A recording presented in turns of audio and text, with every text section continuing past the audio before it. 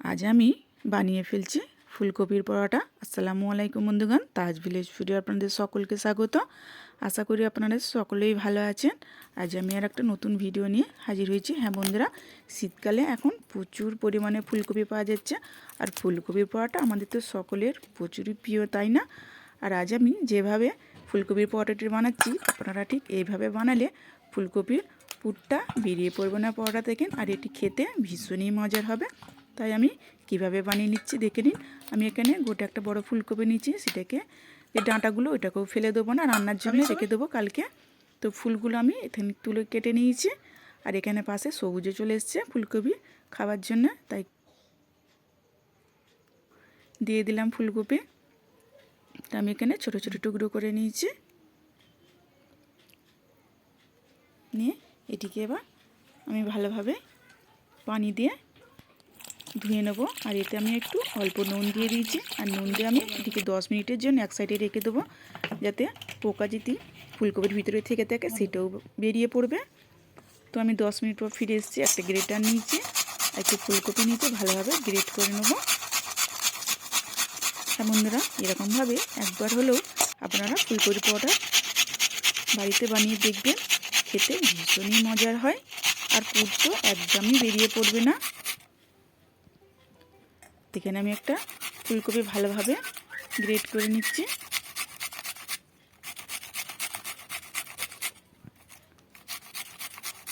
আমার সবগুলো ফুলকপি ভালোভাবে গ্রেট করে নিয়েছি, আর এতে আমি দিয়ে দেবো নুনটা আমি 1 চামচ নিয়েছি, আর এটি ছোটো চামচগুলো 2 চামচ দিয়ে দিলাম। এটিকে সবগুলি নুনটা এর সঙ্গে মিক্স করে এক সাইডে 5 মিনিটের জন্য আমি এটিকে রেখে দেবো। তাহলে কি হবে, এ থেকে অনেকটা পানি ছেড়ে যাবে। তো আমি ফিরে এসেছি 5 মিনিট পর, দেখুন কতটা পানি বেরিয়েছে। আর এটিকে ফুলগুলি ভালোভাবে চেপে চেপে পানি ঝরিয়ে আমি একটা জায়গায় তুলে নেব। হ্যাঁ বন্ধুরা, আমি সবগুলি ভালোভাবে যে চেপে চেপে নিগড়ে পানিগুলো বার করে নেব।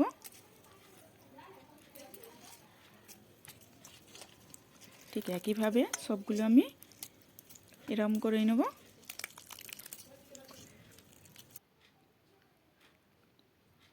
দেখুন কতটা পানি বেরিয়েছে, আর এই পানিটা আমি ফেলে দেবো না, এটিকে আমি একটি ছাঁকনির সাহায্যে ছেঁকে যখন আটাটা মাখবো তখন এটি আটা মেখে নেব। এটিকে আমি ছেঁকে নিলাম। এবার এগুলো ভালোভাবে একটি জায়গায় তুলে নেব, নিয়ে সবগুলি ভালোভাবে মেখে নেব। এতে আমি দিয়ে দেবো নুন, আর দিয়ে দিলাম আদা রসুন বাটা, হলুদ গুঁড়ো, সাই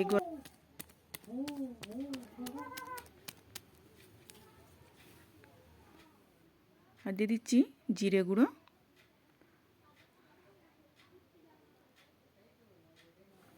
আর দিয়ে দিচ্ছি চিলি ফ্লেক্স, আর দিয়ে দিলাম আমি কাশ্মীরি লঙ্কার গুঁড়ো। দিয়ে সবগুলি ভালোভাবে মাখিয়ে নেব।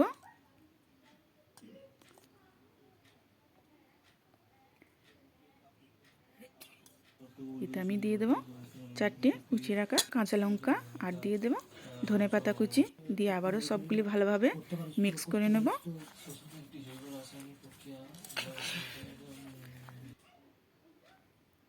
আমি ভালোভাবে সবগুলি মিক্স করে নিয়েছি, নিয়ে এটিকে আমি এক সাইডে রেখে দেবো। আর আমি আটাটা এখানে মেখে নেব। আমি এখানে 2 বাটি আটা নিয়েছি, আপনারা চাইলে বেশি কম করে নিতেও পারেন। আর এতে দিয়ে দেবো 4 চামচ এখানে বেসন নিয়েছি। বেসনটা দেওয়ার কারণে টেস্টটা আরও বাড়িয়ে দেবে। আর আমি দিয়ে দিচ্ছি 3 চামচ সুজি, আর সুজিটা দেওয়ার কারণে আরও এটা মচমচে ভাব চলে আসবে।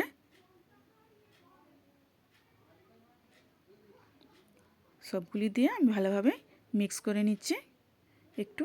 এবার এর মধ্যে দিয়ে দিলাম নুন,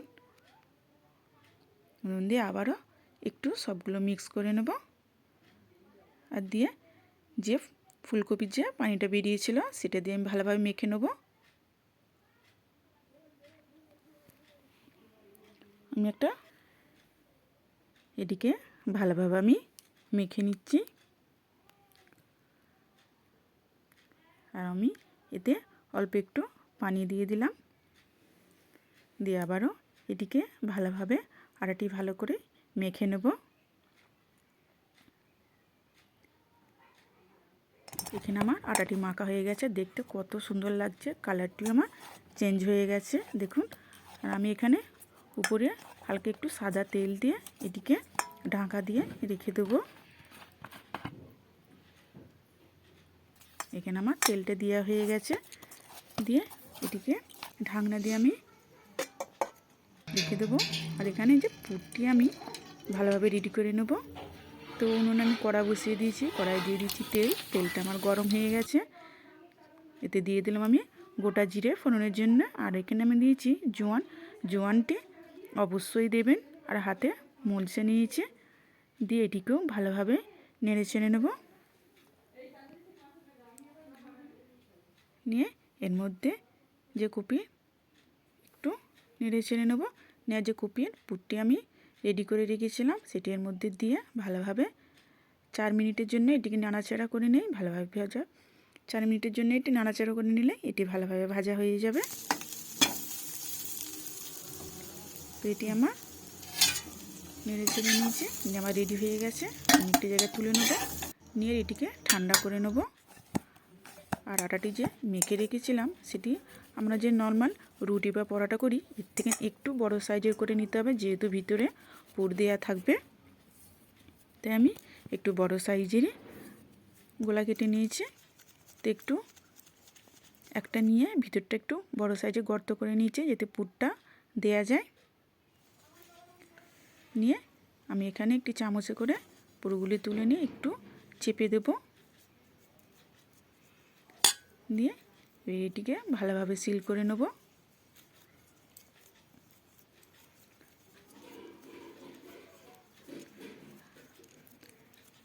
আমার একটি হয়ে গেল, আমি আর একটু নিয়েছি, একটু গোলা নিয়েছি, নিয়ে ঠিক একইভাবে ভিতরটা গর্ত করে নিয়ে এতে আমি পুর দিয়ে দেব। এটা আমার গর্ত করা হয়ে গেছে ভিতরটা, নিয়ে এর মধ্যে আমি পুর দিয়ে দেব।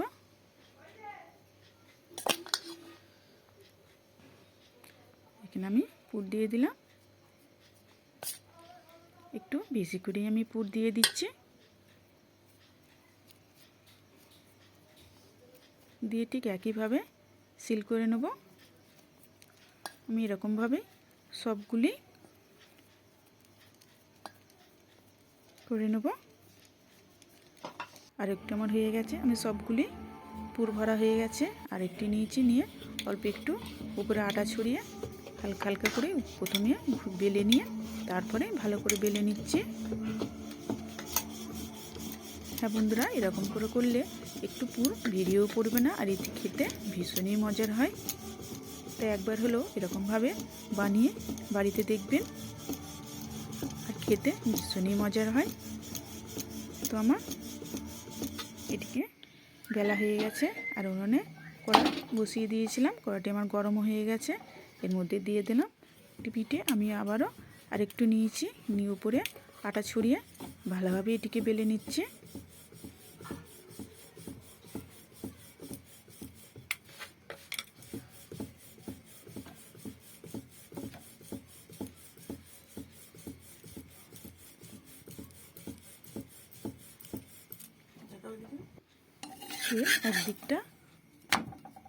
একদিকটা আমি উল্টে নেব।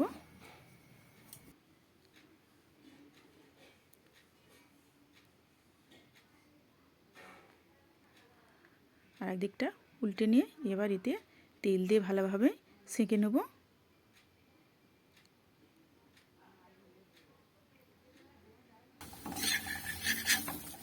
উল্টে দিয়ে ভালোভাবে আমি এটিকে ভেজে নেব। ব্যাস, একটি আমার রেডি হয়ে গেল। আর দেখুন দেখতে কত লোভনীয় লাগছে, তাই না? আমি আর একটু কড়াই দিয়ে দিলাম, দিয়ে একদিকটা উল্টে দিলাম, দিয়ে ঠিক একইভাবে আগেরটার মতন ভালোভাবে ভেজে নেব। এপিট ওপিট করে আমি এতে তেল দিয়ে দিলাম। হ্যাঁ বন্ধুরা, ভিডিওটি যদি আমার ভালো লেগে থাকে লাইক কমেন্ট অ্যান্ড সাবস্ক্রাইব করে বেল আইকন প্রেস করে অল করতে ভুলবেন না। প্লিজ প্লিজ সাবস্ক্রাইবটি করে দেবেন। আমি আবারও ঠিক ভেজে নিলাম তেল দিয়ে। দেখুন কত সুন্দর লাগছে, তাই না? আমার ঠিক একইভাবে সবগুলো আমার ভাজা হয়ে গেছে। আর দেখুন এটি ছিঁড়ে দেখাচ্ছে আমাদের ঘরে ভিতরটা পুরোটাই পুড়ে ভরা হয়ে গেছে। আর দেখতে কত লোভনীয় লাগছে, তাই না?